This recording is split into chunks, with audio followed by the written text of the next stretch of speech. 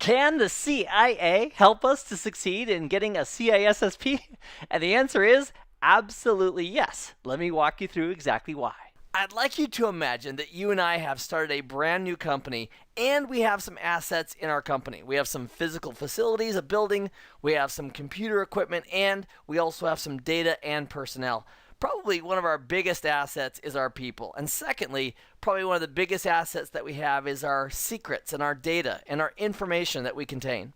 So let's say that right here, this represents our data. And we absolutely want to make sure that it's secure. So what are some of the things that we'd want to do regarding that data? Well, first of all, we'd probably want to make sure that we had confidentiality. And confidentiality simply means that the authorized people who need to see that data can see it and work with it, and then those who are not authorized to see or touch or be aware of that data can't. So we can implement confidentiality on this data by doing things like encryption. We can encrypt data on a disk, and that way if the disk is stolen or lost, the unauthorized individual won't be able to see that data. Or if we're sending data across the network, we could encrypt that data, which would provide the confidentiality. Because someone who doesn't have the correct keys to decrypt that data and see it, they wouldn't be able to make sense of that data. Another thing that we'd want to ensure about this data that we're protecting is integrity. For example, if this data says 1001, we wouldn't want that data to be manipulated by an unauthorized party. For example, if an attacker or unauthorized person was able to access that data and they changed it to 2002, does that make a difference? The answer is yes. So we want to make sure we have integrity. And that includes when we send data over a network. We want to make sure that when we send the data, it doesn't get manipulated or changed in transit.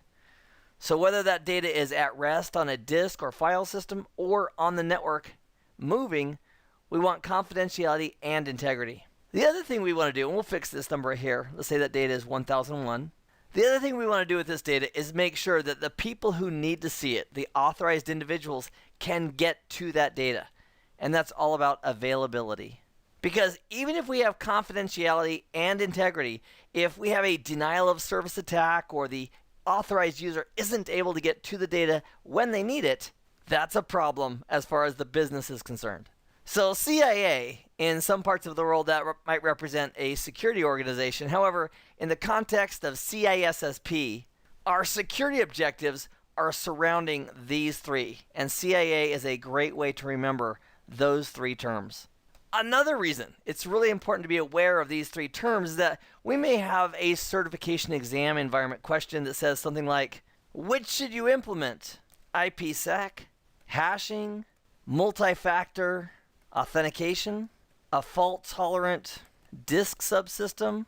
And we might be asked, which one of these should we implement? And we're thinking, well, they all look like great ideas. IPsec gives us confidentiality. Hashing, which could be used as part of IPsec, would give us data integrity.